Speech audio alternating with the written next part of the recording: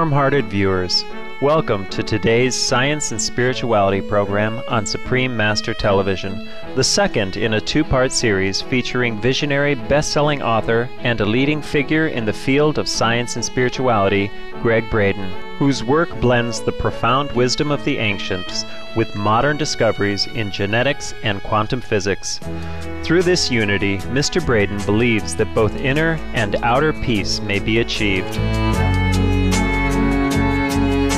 Before beginning his current pursuits, Mr. Braden held a variety of computer-related positions and helped to build a team within a prominent company whose members assure the reliability of the Internet.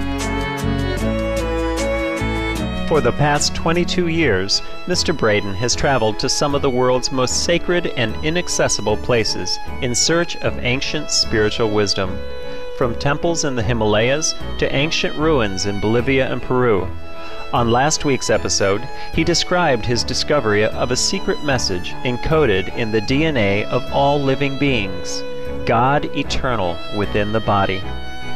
Today on Science and Spirituality, we'll talk with Mr. Braden about what our shared spiritual heritage has to offer modern science.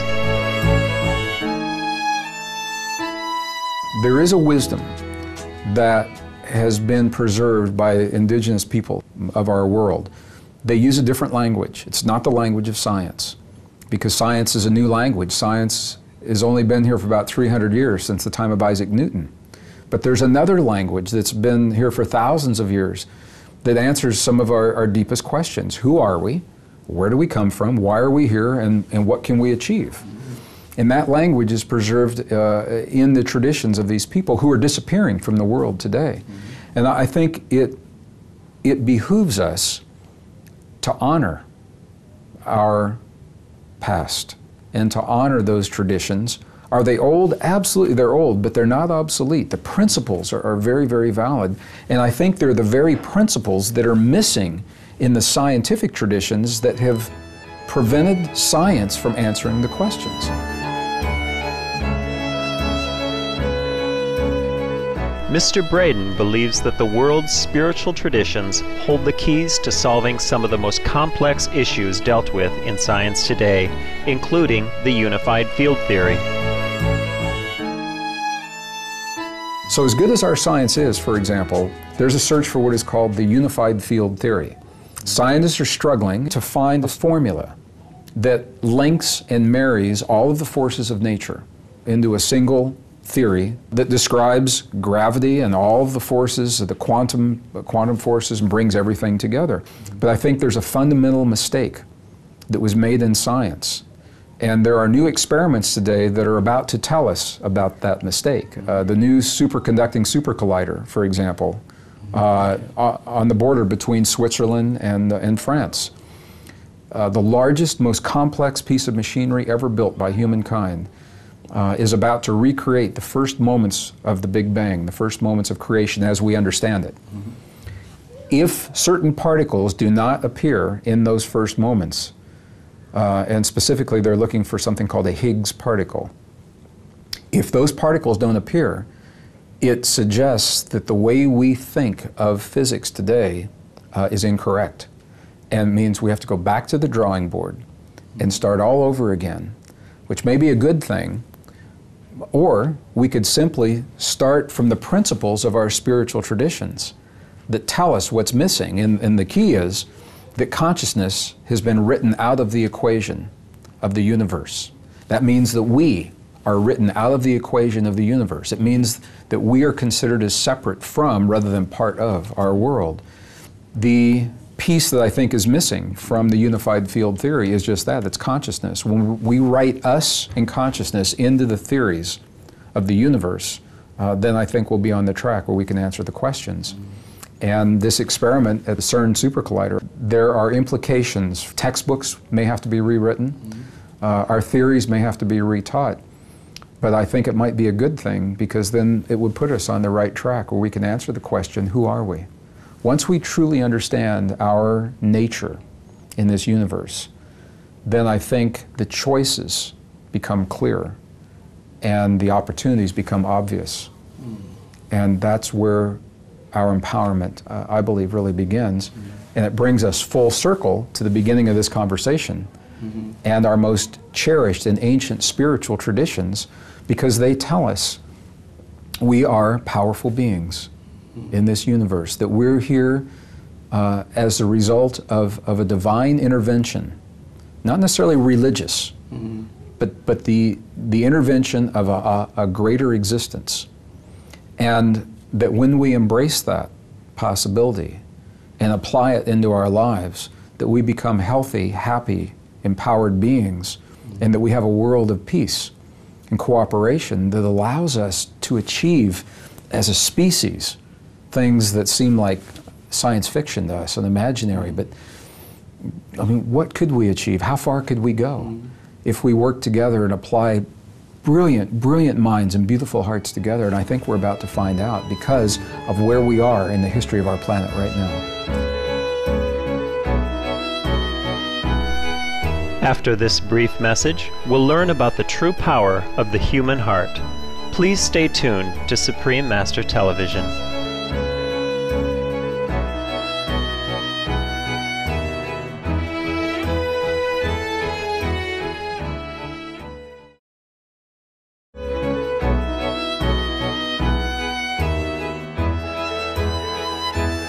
Welcome back to Science and Spirituality, where we're speaking with Gregg Braden, a thoughtful and engaging scientist and best-selling author from the USA.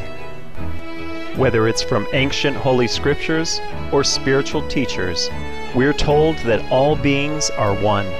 Now modern science is confirming this universal truth, which the great seers have taught since the dawn of humanity. What our own science now is showing us is that we are connected in many different ways. We are connected through quantum fields that are now acknowledged in peer-reviewed journals. And scientists acknowledge in those journals that when we focus our attention on quantum particles, the very particles that we're made of, we change those particles. So that's a fact. The question is, to what degree do we influence those particles? Okay, so this is on the quantum level. Now there's another level. The magnetic fields of this planet, the magnetic fields of the Earth, connect all life and sustain all life, from a blade of grass to a hamster and goldfish and every leader of every nation, every CEO of every corporation. We are linked and connected through a very powerful magnetic field that also connects us to the Earth and connects us beyond our world.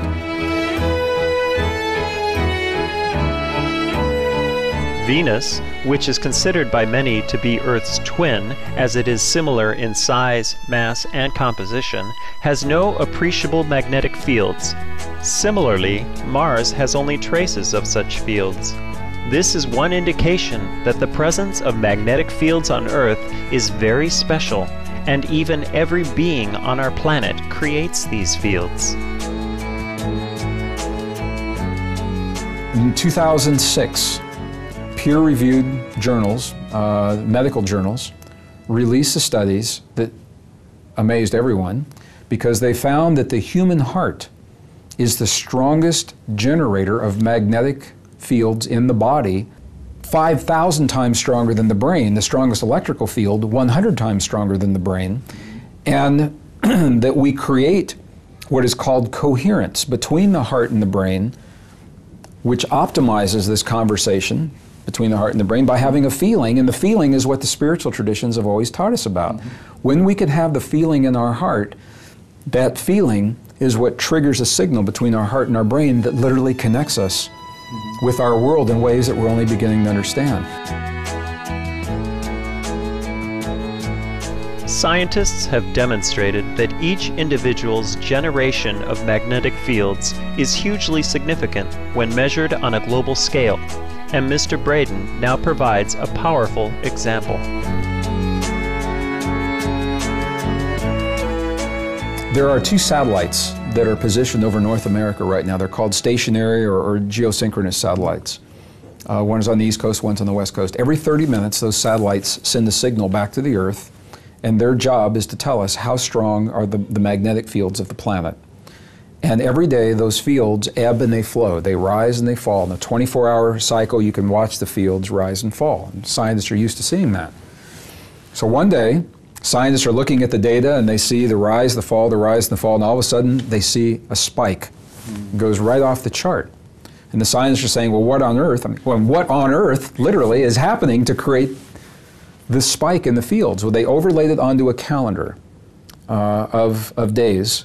And to their amazement, the spike began at 9 o'clock a.m. Eastern Standard Time on September 11th, 2001. It was the human emotional response of millions of people in a compressed window of time that was so powerful. The heart-based response, the electrical field and the magnetic field of the human heart, so many hearts feeling to such intensity in such a compressed window of time was so strong it actually created a spike in the very fields of the earth that sustain and connect all life. And scientists said, oh my God. They said, we really are connected and part of a living system in ways that we're only beginning to understand. And this gives new meaning to the concept of Gaia. Gaia is a living system, that we are part of this living system. We're not separate from it. That has led to a series of studies. And now a project, the first of its kind, the very first science-based initiative that is designed to teach people how to feel the feelings in their hearts, not think them in their minds, but to create feelings in their hearts that trigger the coherence that creates good health for us inside, but also extends into the world around us and creates this coherent field carried through the magnetic fields of the earth. Again, science is confirming what many time-honored spiritual paths and religions have taught. If humanity creates more peaceful and compassionate thoughts, then we can bring about an atmosphere of healing and light. Scientists tell us that the way we generate those feelings is by following the principles of these cherished and ancient spiritual traditions, by moving into our hearts and feeling feelings of gratitude, appreciation, care. Care is a really big one. Compassion.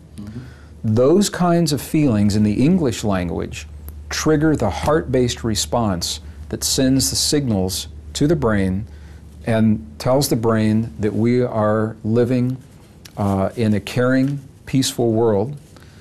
And with those signals, the brain says, I will send now the chemistry into the body that matches those feelings. The power of humankind to transform our planet's collective consciousness is enormous. By building shared constructive energy through benevolent thoughts, kind intentions, and righteous actions, we can make a splendid change in our world right away.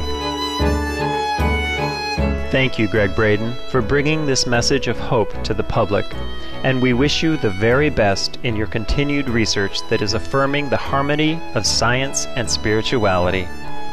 For more details on Gregg Braden, please visit www.greggbraden.com.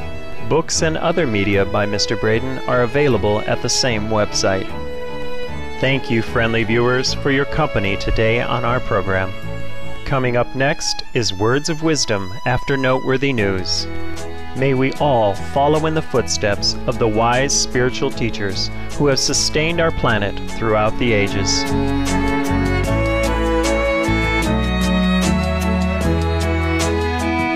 For more details, please visit www.suprememastertv.com/SS